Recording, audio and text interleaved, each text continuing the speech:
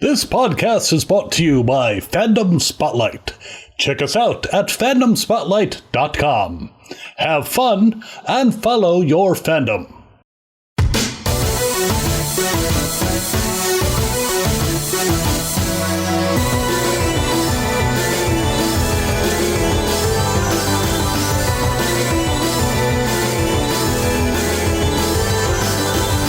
Anime, we have your attention, please, and welcome back to the Ascended version of Dragon Ball Full Life. We have evolved, ladies and gentlemen. It's been so long since we've seen y'all on a Wednesday. We've been answering so many Dragon calls, been taking so many big names and special guests, with a lot more big names and special guests to come up. But you'll see about that. We're not going to spoil anything for you guys, but we wanted to get back in. Because since we've been gone on our Wednesday drops, a lot of news has happened in the nerd world. We finally got confirmation in the start of a brand new Dragon Ball arc. Where we last left you guys off was the Morrow arc. Kind of went through that chapter by chapter, and then Dragon Ball kind of went silent for a little bit. We didn't know if it was coming back. We had some ideas, but we did get the announcement at the end of the summer that after Dragon Ball Superhero, the movie came out, that they're going to be doing an arc that does take place after the Granolah Arc, which we'll get to in a minute, but happens before the actual movie itself, which has started. So me and my good brother Trav had made an executive decision that we are not going to go through the Granolah Arc chapter by chapter like we did for the Morrow, because we want to actually review the superhero arc with you guys in real time. It did actually start. Thank us later. Yeah, right. Y'all can definitely thank us later. It did start on December 20th. So when we kind of run through the Granolah Arc for dummies, if you will, as we're affectionately calling it, we're going to do this. We're going to do the whole 20-page volume. It was chapter 67 to 87. We're going to split it right down the middle. We're going to pretty much kind of review, talk about the first 10 chapters this week. And then next week, we'll kind of conclude the last 10 chapters just so we can cover it, get everybody up to speed. As always, these are just reviews and me and Travis's opinion. We do encourage you guys to go read them yourself because the artwork is beautiful. And we're not going to cover all the minute details. But then once we get Granolah the fuck up out of here, we will be covering the superhero arc with you guys in real time. Now, we do know with manga chapters, they do drop once a month. So those episodes for reviews will just be once a month, but we will try to fill in some funny, maybe like fan casting or what we would do different, or how would we write the next chapter while we have that month gap in between. But enough of the announcements. Let's get to the introduction.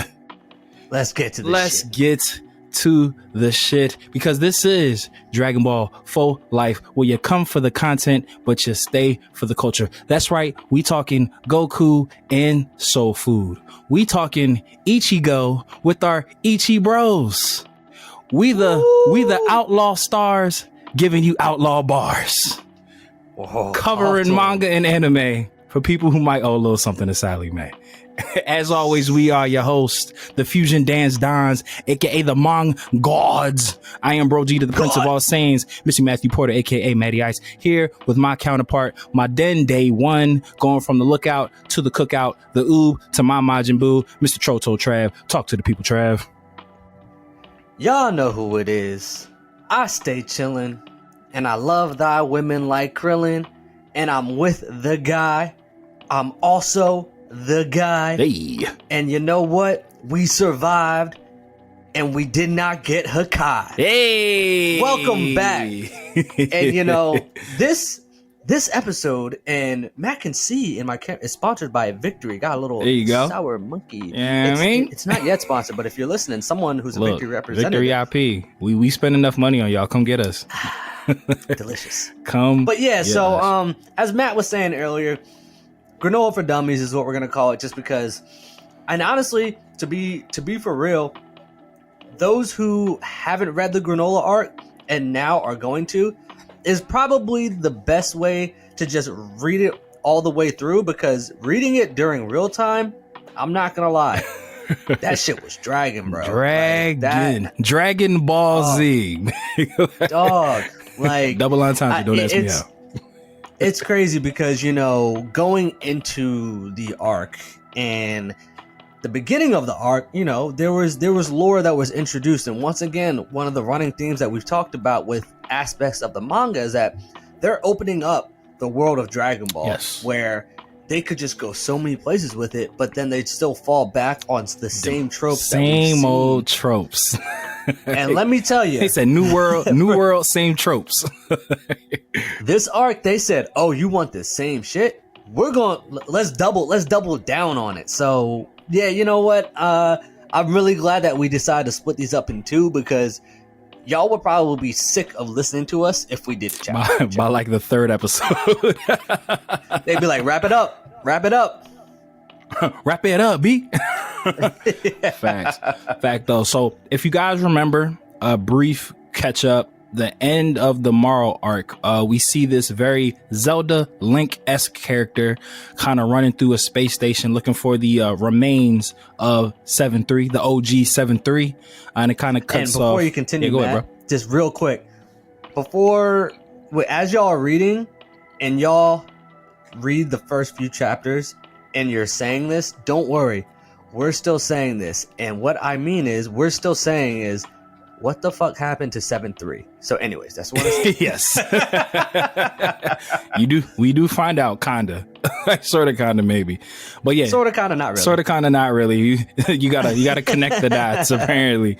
But yeah, so we do see a character, a new looking character. Again, like we had kind of praised. One of the praises, what's the plural for praise? Praises? I don't know. One of the praises. Some of the praise that we did heap for the Morrow arc was the new character designs for a lot of the villains that showed up, particularly Morrow, before they Dragon Balled him and made him look like everybody else. But we do get a new looking alleged protagonist. We don't know yet where his allegiance stands, but he looks a lot like Link from Zelda. Got a cool little eye patch. When the colored version of him came out, he has like this mint green hair. It's kind of fire. I liked it a lot. Yeah. And he goes by the name of Granolah. So really quick, Granolah for dummies, some of the names just to keep an eye out for, because I'm not going to want to go through a character breakdown for all these people that we probably never see again. But some of the names, obviously we have Goku Vegeta. We just announced the introduction of Granolah. Another notable name, Oatmeal. It's an important one. It's going to come up a bunch. Monada. That's Trav's guy right there. He's going to come up a bunch. Oh, my guy, Monito? Yep. Obviously, Whis. These are some good ones. Alec, Gas, Maki, Oil, Frieza, because why not? And then good old fucking Bardock. That's right. We do get a Bardock sighting. Not even a sighting. We get a whole Bardock chapter in this, which is probably one of the high points. But yeah, just kind of run through this, what this chapter really is about. So Granolah is the introduction of a new character who this arc is pretty much based around him. He grew up on a planet called Cerelia, right? Planet Cereal?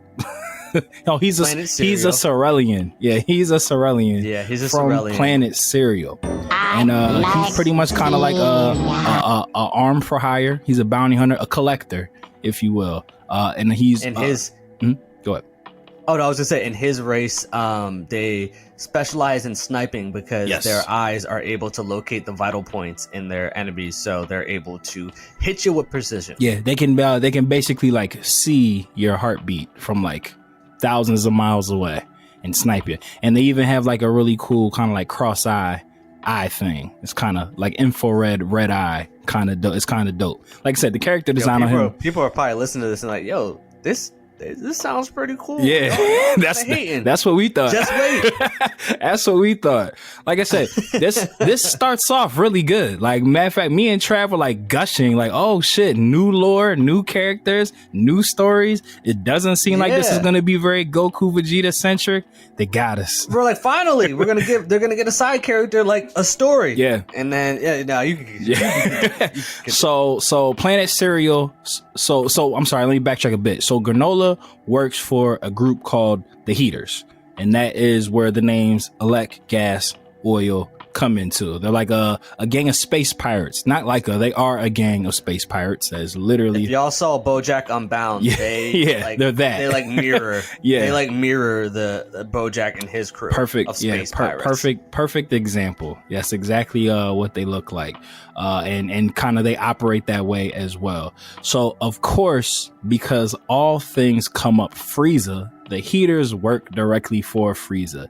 They pretty much, this I did think was a cool detail. So when Frieza was at the height of his tyrannical terrorist reign pre-Namek, he pretty much would like send primarily Saiyans until he wiped them out to different planets to wipe everybody out, wipe out the indigenous life, and then kind of inhabit the parents. So apparently the Heaters have been Frieza's planet brokers. So what would happen is he would send the Saiyans down to kind of like subdue the indigenous people there. The Heaters would come in and pretty much like steal the land away. They would Christopher Columbus the shit out of planets for Frieza, and then they would sell them to him for a profit. So I mean, the heaters are basically just Dragon Ball gentrification. Yes, if you really think about it. 1000%. They are Dragon Ball gentrification. So yeah, so after the Saiyans or the Frieza Force would conquer planets, the Heaters would swoop in and pretty much like broker treaties with like the remaining people that weren't wiped out to basically like have Frieza own the planets, and then they would sell the planets off for a profit, and that was pretty much like just how they turned a dollar. They would sell conquered planets to Frieza, or they would pretty much like guarantee that there wouldn't be any revolution, because they kind of, like I said, they would, whoever was left over, it's like, hey, you guys are fucked. You might as well just play ball. This is Frieza's planet now. We'll let you guys. So you ain't got nothing else. We'll let you no hope. We'll let you stay here for a fee, and then they would just kick that back to Frieza, and then get a profit. So Planet Cereal was one of those planets that was conquered back when the Saiyans were actually in power, which is where Bardock will come into. And Granolah is the sole survivor of his race of people, because he was rescued by a Namekian, because why not? Namekians and Frieza are intertwined in every single thing that we do in this franchise. Which was one of the few things that I did like about this arc, was that learning that there are other Namekians in the universe that do have their own set of Dragon Balls. So that was cool. Once again, cool idea. Execution, not so much. Yeah, I told you Monaido's Trav's guy. That was Trav's guy. Like the whole arc. So yeah, so we did come to learn out that there are other groups of Namekians that do have their own set of Dragon Balls, much like how obviously Planet Namek had their Dragon Balls, the larger ones, Earth had the smaller ones, and then Planet Cereal actually has a 2 Dragon Ball system. And them Jones are like micro. Yeah, they're like oranges, like little Halo oranges, but they have a 2 Dragon Ball system. Yeah, little Halos. So how the story does end up developing is, so Granolah, like I said, he's basically a arm for hire. He's not very strong. Like I said, like Trav said, like his people's strength was long distance. They didn't really engage the hand-to-hand combat. They would just pick you off because they had pretty low mortality levels on their planet. Like I said, they were conquered by the Saiyans, wiped out. He was saved by Monaido. He took him to live. Did they stay on Cereal, or where did they go? They did, right? So they moved to like stayed on that a different part. Because there were like ruins and stuff there when Vegeta like goes exploring. And then they were also inhabited with the Shigarians. Yes. And the Shigarians were the ones who had kind of like made this deal with the Heaters. The domes, they're basically internment camps, basically. Yep.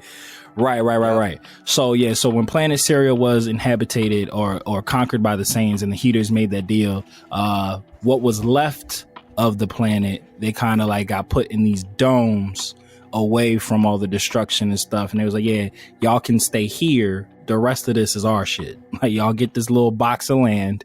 Like, the rest of this is our stuff. So Granolah said basically stay away. Yeah. So Granolah has pretty much been running jobs for the Heaters to try to build up some bread, try to gain intel, because he wants to take out Frieza, because he knows Frieza was the person that put out the hit to have his planet killed. Because in his opinion, like most, all the Saiyans are dead. Because his mom was killed by the Saiyan invasion. Yeah.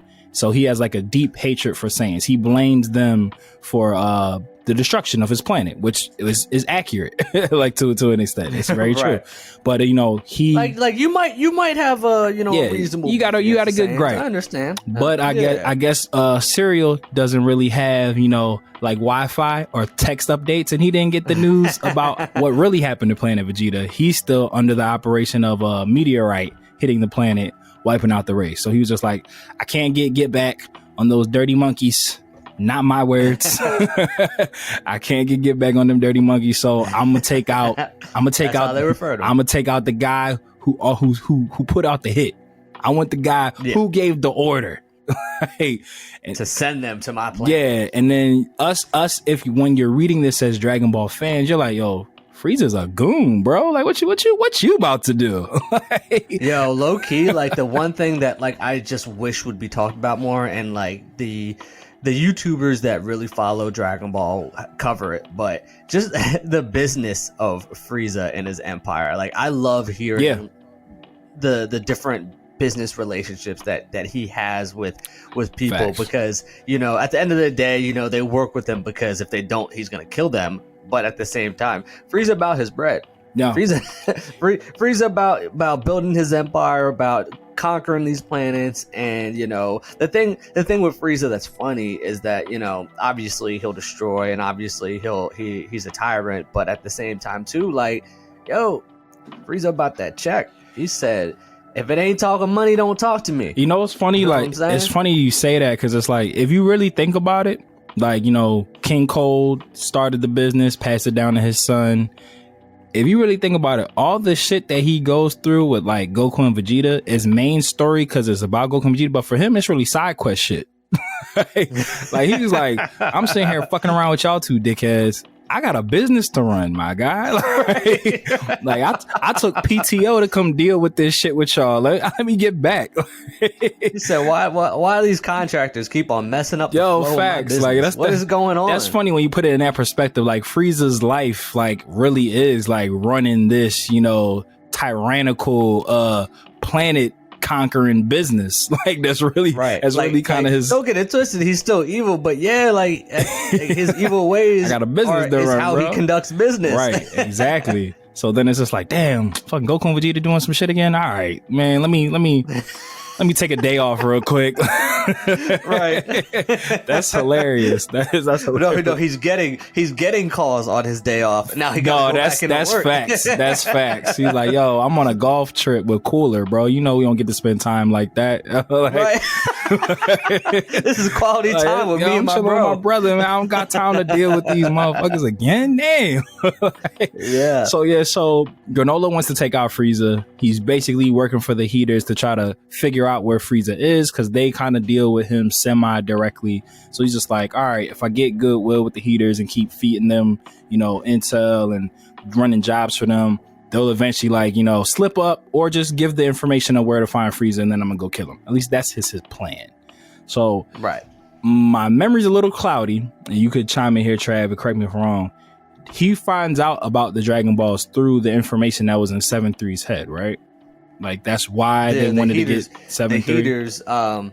The Heaters learn about the Dragon Balls, but they need to get more information on them. And through 7-3 is through his memories, they see Zuno, and so they want to then go to Zuno to find out more about these Dragon Balls, because to the Heaters, they're specifically Elect, he thinks that, which, you know, to an extent he is right, that knowledge is power, and that the more information you have is the way that you get stronger in the universe. So like, he necessarily isn't focused on trying to get stronger, and we'll see that later on in the chapters of this arc, that, you know, basically he has gas as his muscle, because he himself thinks that we need to have the information and the knowledge in order to truly become powerful and successful. Like, he knows that they don't have the strength to defeat Frieza, but he's under the mindset that, but if I find out the right information that'll help me defeat Frieza,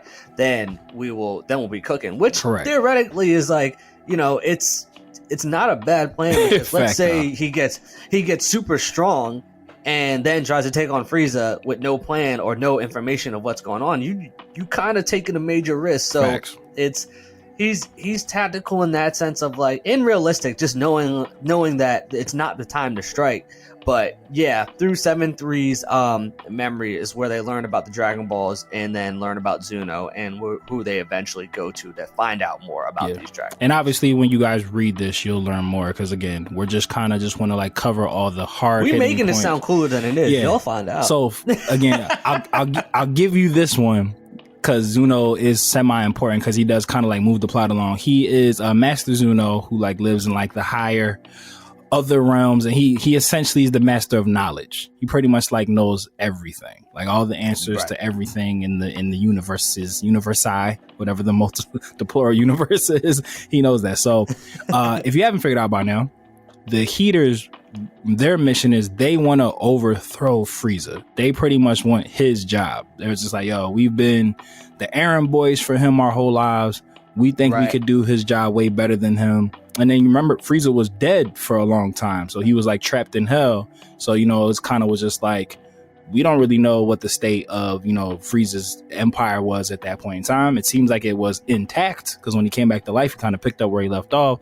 But I would imagine the Heaters in that time kind of like had a lot more say so in the day to day when Frieza wasn't around, since they were kind of like his brokers. Funny too about that is that for a group that focuses on gathering information, the fact that he was just like, oh, so these Dragon Balls must be the reason why there are so much weird things happening within the universe. Yo, bro, if you're so curious, then why were you just sitting back when like the guy you work for died, and then all of a sudden he's back, dies again? Like, wouldn't you want to like try to like get more information? And maybe he just didn't have the means to do so, but like for someone who is so focused, I mean, somehow they learned about 7-3.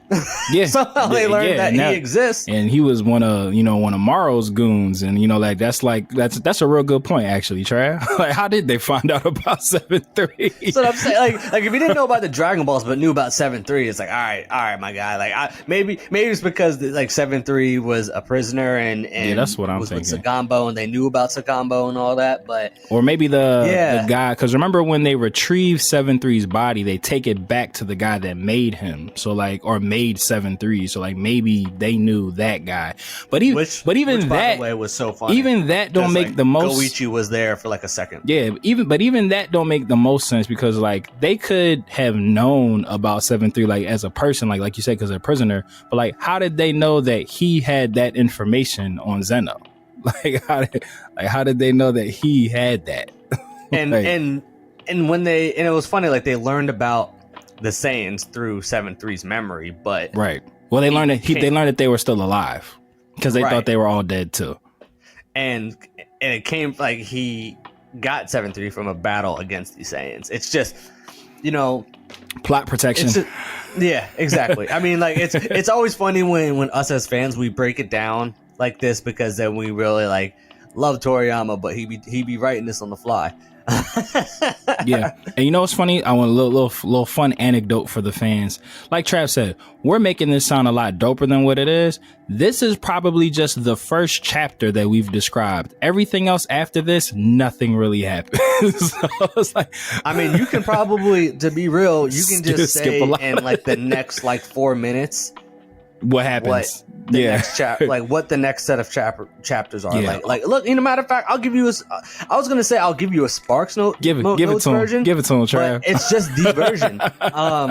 So then Granolah, you know, he's so dead set on getting revenge on Frieza, and he knows he's not strong enough, so he knows that him and Minato have one Dragon Ball, and on Planet Cereal you only need to collect 2. Surprising! Coincidentally, he's watching the news. Oh, look, a Dragon Ball was found. So he finds that base, takes the Dragon Ball, takes Minato's second Dragon Ball, wishes to become the strongest in the universe. Is it Tarumbo or Tarunbo? That's their dragon. Tarumbo, Tangerine. yeah, Tangerine, Halo, Grapefruit. He says, one of them things. Yeah, Granolah wishes to be the strongest in the universe. He goes, well, I can only do it to your latent potential. Basically saying like, yo, my man, even if you tried, even if we brought out your latent potential, you ain't gonna get there. But he says, but if you truly do want to become the strongest in the universe, there's one condition. You only have 3 years to live after I grant you this power. So Granolah was dead set on doing it. He said, cool, becomes the strongest in the universe. Goku and Vegeta are on training with Beerus and Whis. The Oracle Fish, has a premonition that the strongest in the universe has just emerged in Universe 7. And, obviously Goku and Vegeta are like, oh, it could be us. It could have been us. I did like that part, how they called back, because they had mentioned the thing about the Oracle fish so long ago and it never came up again. So it was one of those things that we thought like, they forgot about that again. right. So, he does wake up. Yeah, wakes up, does that, and then Granolah goes to the heaters, like, yo, check out the new chains, check out the new fit. No, he don't got the new fit, but I'm just saying he got new power. Yeah, shows them, and he got longer hair. He said longer hair. He said long hair don't care. He makes sure he gets a shape up before he goes to. He does. He stops and gets a cut before. You can't get revenge without a cut. Yeah, my man hits up Sports Clips and then super cuts. Dragon Ball super cuts. makes light work of oil, makes light work of Maki, and then Alex's like, all right, I seen enough. You use the Dragon Balls because you didn't just go from a weakling to the strongest in the universe. Yeah. So Alex like, all right, you gonna be a problem because you gonna go after Frieza, and because I'm associated with you, I don't know. One, he's like, Alex like, one, I don't know if you're gonna win against Frieza. You could, but I don't know. And two, if you don't win, he gonna come back to us because he's gonna like, yo, what's up with your mans? Would you thought you could send your mans on me? Yeah, Frieza, Emperor Frieza. So facts. So they obviously learn about the strong Saiyans. They know that Granolah hates Saiyans. They go to Earth. What was the story that they told Goku and Vegeta to try to get them to come to Planet Cereal? How did they dupe them? Yeah, so very dumbly. So to backtrack really quick, because and again, you guys might be thinking like, oh, you guys are rushing through it. No, we're not. This is how it goes. Like, without giving like the super duper minute details, this is what happens. One thing that I did just want to expound on that Trav did say. So the reason why is the heaters switched, because remember, the heaters were like, all right, their original plan was, all right, we'll kind of, we don't think Granolah's going to be able to kill him, but hey, if he wants to try, worst thing that happens, he gets killed. Now we don't have to worry about him anymore, or he actually does kill Frieza, and now we can take over. So after Granolah does make the wish, and like Trav said, he waxes 2 out of the 3 fighting heaters. Now they're like, fuck, my man's a bit of a problem right now. Frieza's kind of off doing his own thing. That's another problem for another day. We need to kill this motherfucker. Right. They're like, yo, Frieza, like, even though we can't touch him, he not bothering us, right? Yeah, he's like, chilling right now. But this dude right here. Yeah, and the heaters have a secret. We'll cover that in part 2 to give you a reason to come back. But the heaters have a secret. So there's a reason why they're like, Granolah's way too strong. We need him dead now. Like, now he's our problem now. Like before we thought he could have been our solution. Now he's our problem. Yeah. So they, through 7-3's memories, like Trav was saying, they do realize Vegeta and Goku's aesthetic, and they're like, oh shit, Saiyans are still alive. So he sends the heaters to go to Earth, and they literally just kind of tell Goku and Vegeta, hey, this evil guy is being mean and nobody can beat him. He's super strong. Y'all should be able to beat him. And these motherfuckers literally jump at the chance. They're like, all right, bet. Vegeta does kind of be like, I don't really want to waste my time. And Goku's is like, but what if he's really, really strong? Yo, they like Chi-Chi and Bulma are probably like those damn Saiyans. Like, yo, what the like?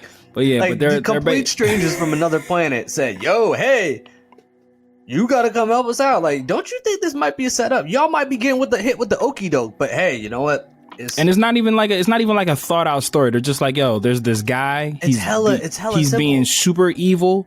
No one there can handle it. You guys are the strongest people we could find. And think about that. Like real quick. Let's say you and I are just chilling. You know, all right, me and you at the basketball court. We're just getting some shots up. Some random girl comes up to us. Hey, so you know, my friends and I, we have this other guy, and this other guy happens to be like the strongest like dude in the world. He's a 5-time MMA champ that could take the both of us with one arm, and goes, hey, so he's being mean to us, and you know, you guys look like we heard that y'all can fight, so can you come help us out? And we're like, yeah, sure, why not? In what world? In what world? Like you got kids, like we got things that we need to take care of. I'm not gonna just hear this stranger and be like, oh, that sounds like it could be a good match. Yo, man, let's go check it out. Facts. And then the part that drives me crazy. So Trav, so you're on the logic brain, and we know that with Toriyama and Toritaro, they don't always base their stories on logic. So my whole thing is, Vegeta kinda was on the right path here. So it's just like, if you think about Goku and Vegeta, they actively train with the God of Destruction and angels. Y'all just won the Tournament of Power. Y'all just defeated a God Eater. And now there's this mythical person that can beat everyone that you've never heard of. You've never sensed no power. In your universe, you've never sensed their power. This has never come up before. And now two people that you've never met before. And I know this is just anime and manga. The Heaters look evil. They're drawn evilly. They don't even look friendly. They look deceiving. They look conniving. So it's just like, I'm like, for Goku to be so dumb, for somebody to just be like, yo, there's this really strong guy, and Vegeta was just like, I'm not wasting my time on this. Like, this ain't bro, I'm about to go back. That'd be like if Eddie Haskell came up to you, tried to tell you something. You're like, yo, I know you lying. I know you trying to scheme me. You better leave that shit to Beaver. Nigga, I ain't doing that shit. Right? Fuck out of here. But I'm like, Vegeta's initial thing was just like, yo, bro, like, we're God level. Like, this is beneath us. Like, I'm not doing this. Like, I'm going back to Beerus' world to train. And Goku's just like, but what about the Oracle Fish? What if this is the person that they were talking about? And Vegeta's like, damn. That's a good point. Goku was really playing into Vegeta's Saiyan side there. Like, all right, I'm gonna get him with this. So they go to Planet Cereal, and again, you'll think that me and Trav are like trying to speed through this for time. No, this is just what happens. But just imagine it way more drawn out. We're condensing it. Imagine waiting month to month for like all of this. And y'all gonna see when you read each chapter. When y'all listen to this and go back and reread this arc, you'll realize we hit all the serious beats. Yeah. After you complete a chapter, just remember that us in real time had to wait another month for the next chapter that you're about to read in the next few seconds. So to feel our pain, lifers, not including when they did take some time off for holidays and stuff, there were 20 of these chapters. So that means me and Trav devoted almost 2 years to this arc. And we just try to help y'all out because we love reading the manga and watching the anime. We're just trying to help those who are like so against the manga or reading manga, because if we're trying to get y'all to read the manga as well, we got to make it sound as cool as possible, and we don't want you to go into this arc and being like, dude, this is why I don't read manga. Well, you know what? When this gets animated, this shit gonna drag too. I'm sorry to say, it's gonna drag too. The fights will look amazing though. The fights will be dope, and hopefully, maybe they'll condense it, because maybe they'll see that, all right, this was very fatiguing. But here's an anecdote for this. Y'all have been with us lifers for a while now. We went through a whole arc together, and every time our biggest pro for the Mara arc is like, yo, even though the story's dragging, the plot's starting to thin out, these fights are amazing. If me and Trav are complaining about the amount of fights because there's too many, yo, that's a really good point. Really good point. Like, me and Trav always advocate the action panels. Like, we always champion and big it up. The story kind of started like it, but the action panels, the fact that we're coming to you today to say there was probably too many fights in this arc. They probably could have did 2 less fights, and it would have been fine.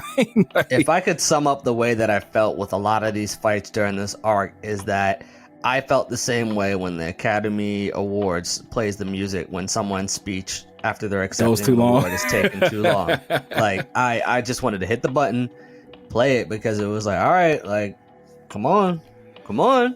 But yeah, guys, but pretty much to wrap all this up, again, like I said, there's 20 chapters in total. This part 1, Granolah for Dummies, we pretty much gave y'all, covering all the serious beats, chapters 67 to 77. And then next week, we'll give y'all 77 to 87.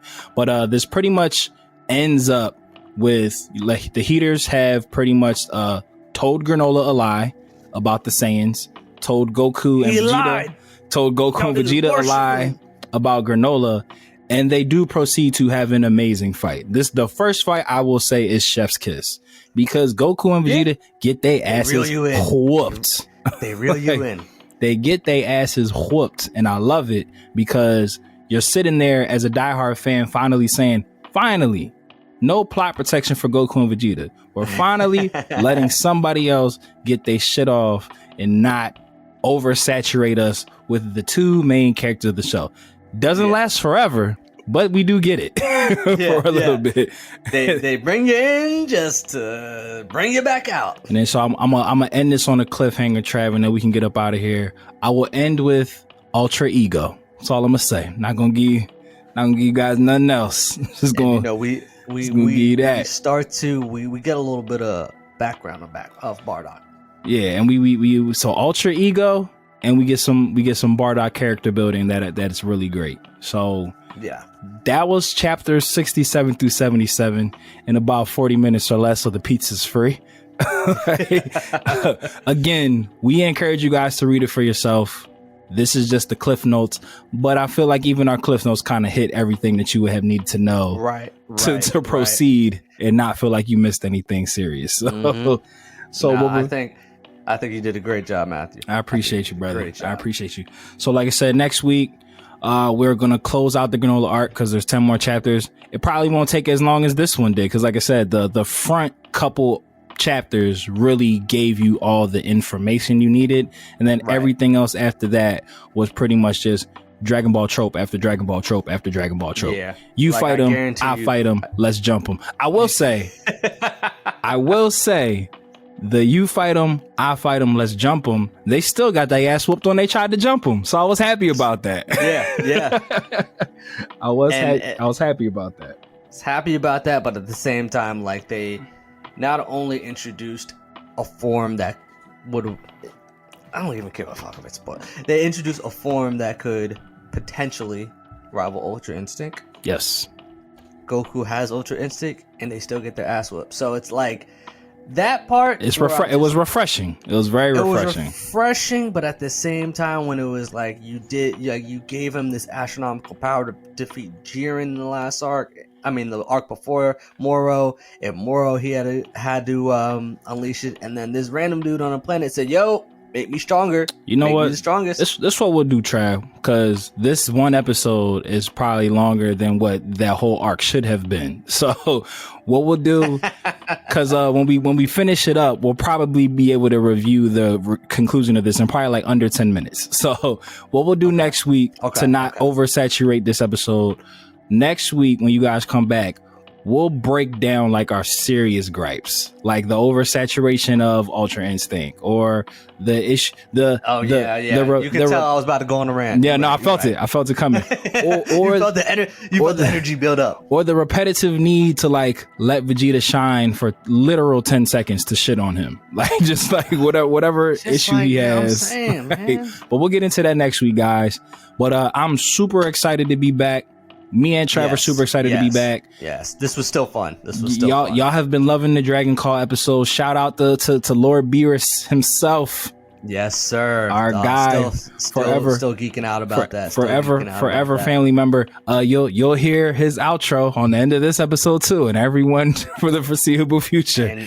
And we have some great guests lined up too, and we just couldn't be more thankful, especially to executive producer Yali. Shout out, hooking us up, and shout out. We appreciate y'all that are tuning in, and hopefully that the way that we're processing and digesting the Dragon Ball content for y'all is something that you want us to continue to do. So, absolutely. But thank you guys for everybody who was with us before we ascended.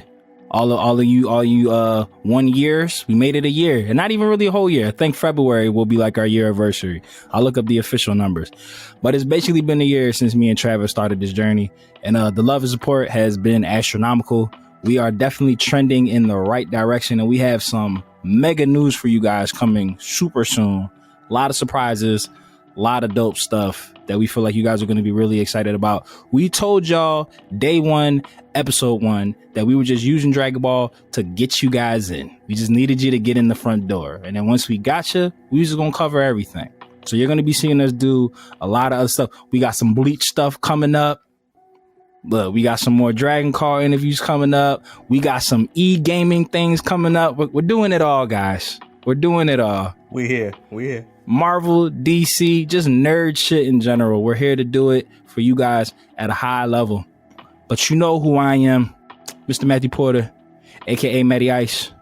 My good brother, Troto Trav. That was Granolah for Dummies Part 1. We will be back for Granolah for Dummies Part 2 next week. And like we always say here on the DB4L podcast, whether you watch it or you read it, we all need it.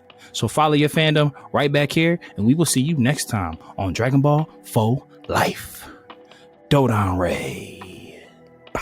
Shout out to super producer Mikey. We love you, Mikey. And shout out to y'all. All caps. We out. Bow, bow, bow, bow, bow, bow.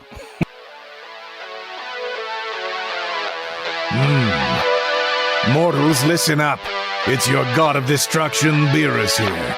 Subscribe and follow the Dragon Ball for Life podcast, or else you shall be erased from existence. Hakai.